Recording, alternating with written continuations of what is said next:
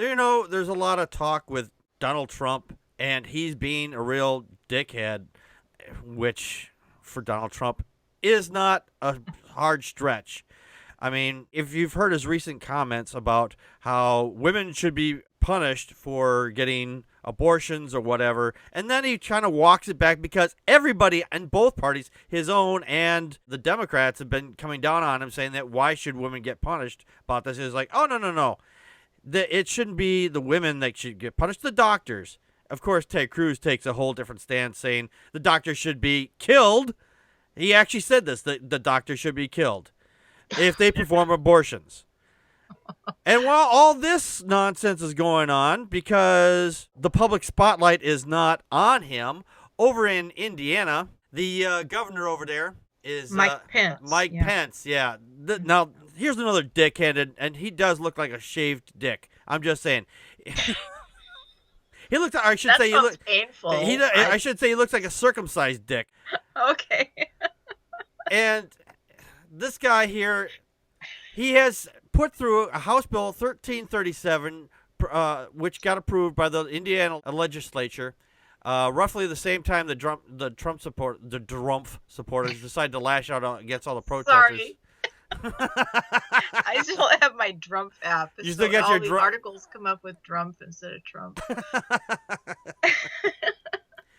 Now, the thing is here, he's put out a very bad anti-abortion bill. It's basically the Jim Crow law of abortion bills. It makes it very difficult, not illegal, but really difficult to have a safe and legal abortion in his state. And it says here that the woman required to undergo the procedure must also pay for the burial or cremation of the fetus, and it goes without saying that the law is, in addition, financial and disincentive to having an abortion. So basically, if the woman gets an abortion and has a clump of cells, no bigger than the size of a pencil head, or the eraser of a pencil, you have to have a full-blown funeral for this. The average funeral costs between $5,000 and $10,000, and they don't take payments over this. And this is completely nonsense. And not only that, the House bill also says here, it also prohibits a person from performing an abortion if the person knows that the woman is pregnant who's seeking the abortion solely because of the race, color, national origin, ancestry, or sex of the fetus. Yeah. And the other one is, or a diagnosis or potential diagnosis of the fetus having Down syndrome or other disability. If a woman does not want to have a baby because the baby might have Down syndrome or have some kind of other deformity, I think that is well within their choice, because I'm going to try to put this the best way I possibly can here, okay? People who have disabilities take extra special attention. Some people just do not have the financial means to do that. I'm not saying that these people should be cast off just because of that reason. I'm saying that some people, if they choose to do that for that reason, because of the financial hardships it would cause them, just having children is a financial hardship in itself. So this is total bullshit. Connie, your thoughts? Well, again, we keep saying women, but women and men. Even if a married couple decided that they didn't want to have a child, born with a disability, and that sound and they make it sound so cruel, but it's like, well, living with a disability is a huge responsibility beyond your own lifespan. I have friends who have children who, they're not Down syndrome, but they were sometimes a forceps birth where they have limited mental capacity. Yeah. And it's a lifelong thing. And guess what? You die, and they still have to be taken care of. They wind up being functioning adults a lot of times, and who's going to take care of them? And I Godless Geezer just pointed out, I did not know this in the comment section. The main reason for getting an abortion for Down syndrome is that the kid is born without an esophagus. That would suck. I did not know that. I was not aware of that one myself. That's a good point. It's like equate, and as far as the whole disability thing, I feel like it's trying to equate that, well, you just don't want a kid with a disability. And granted, it's a huge financial and emotional Oh, responsibility absolutely. a lot longer, but at the same time, I've known bring a several. child into the world who has fewer chances. Oh yeah, absolutely. I know several people who have had children who have similar mental handicaps like this, the Down syndrome type thing there, Right. and they don't live with their parents anymore because the child has become so difficult and they need special attention and they have to go to like a state school and they have to travel great distances just to go and see this child who's literally being in another part of the state or sometimes in a whole other state. These parents, they feel obligated to go and visit these children.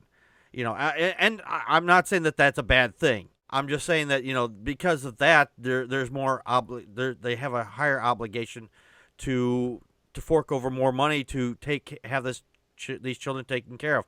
Not to mention that they have to get like when parents get divorced, for example, one parent gets the children usually, and one has to pay Yes. child support to the parent. Those people are paying child support to the state, which Right. it kind of makes sense. I mean, not that the state has vast resources anyway, but I mean, these people are because they're taking care of their children, they have to pay child support to them, and they get a little extra. They don't get just what you would get down at the courthouse. They get a little extra because they're a state institution. This is such a ridiculous law that they're proposing. And again, like you said, either cremation or interment Yeah, of a fetus. And it's interesting because the trap laws have closed most of the clinics in Indiana. Only 4 of 92 are still open. And there's another little proviso in this thing. It requires a fetal ultrasound prior to the abortion of 18 hours. yeah, I And saw so that. somebody has to not only travel, most people would have to travel to this clinic, but they'd have to get a hotel, they'd have to make a whole weekend of this wonderful journey, which again, even if you're somebody who says, I'm not ready to have a child, that's an extremely heartrending, uh, emotional decision to It have to is. make. It And really is. they make it sound like, oh, I'm just happy to be, doing this. And guess what? It again, like you said, it's like, what are you burying? What is somebody burying at that point too? It's like some, You're burying a clump of cells. I can go to the backyard and yeah, I can exactly. go to the backyard, dig a small hole, and it'd be the equivalency of the difference between that.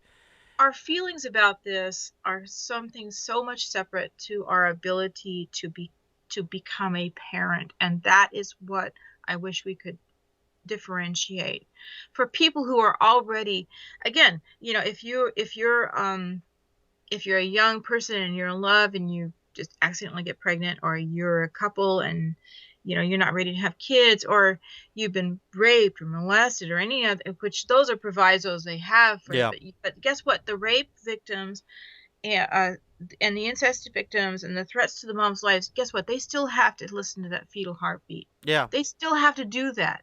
yeah, They have to do that. yeah. The And I'm thing is, like, what? yeah, the thing is though, when they hit the heartbeat that they say that this thing has, you can have a heartbeat and still have it's still no bigger than the size of a pencil head, or the eraser on the pencil at that point because Well, yeah you start there's the size of Governor Pence's mind. yeah, exactly.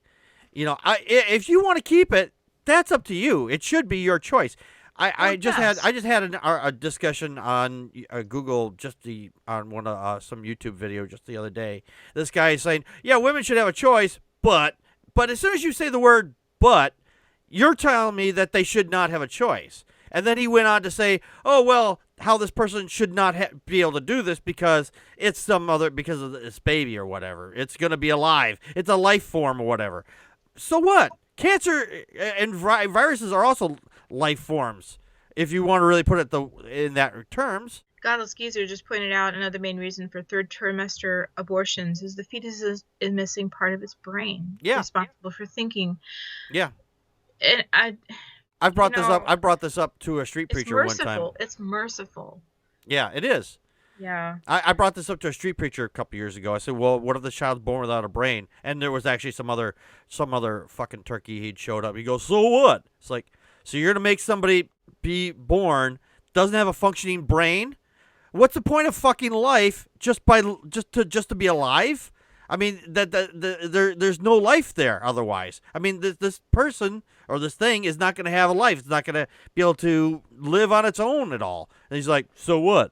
Well, When you until they have to be the one, not just, I don't want to say just responsible, but it is responsible, but who cares about this being that they feel responsible for the being that they brought into this world, and how are they going to, how's this going to happen, and how can I care for this child, and how can I have a life? Yeah, yeah. Not only that, in these situations, this is not something else they don't consider.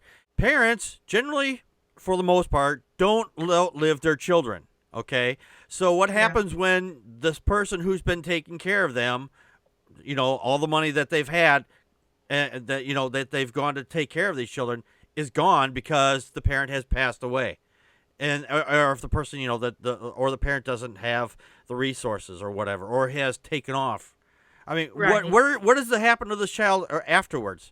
I mean, And actually, that's something else I've heard too with parents who have a debilitated child for whatever reason.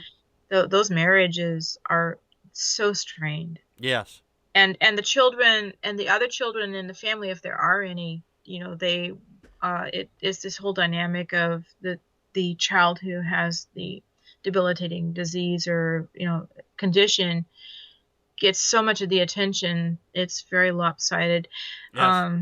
Granted, people can manage that, but it takes a very special person, I think, to be able to be sensitive enough to manage absolutely. it. I don't know. If you're willing to take on the financial responsibility and you can have the means, hey, I'm not going to stop you. I'm just saying, there are other options. And you don't necessarily have to take on those options. I mean, if you don't want to, and you shouldn't have to be forced to it. Well, the GOP is still way more concerned about babies that they can't see than they are babies they can. Right, exactly. And so Governor Pence, Governor Mike Pence, you know what? For some reason, I wrote down Harry Dick. I don't know what it was you said that made me think of Harry Dick, but I'm like, oh, you're talking about shape. He looks like a Harry Dick, and I'm like, so he's Harry Dick. Yeah, right? He's Harry Dick. Governor Harry Dick. Yeah. Yeah. Nobody wants a Harry Dick. No. No. That's not what I think about when I think about having relations with somebody. No Harry Dicks.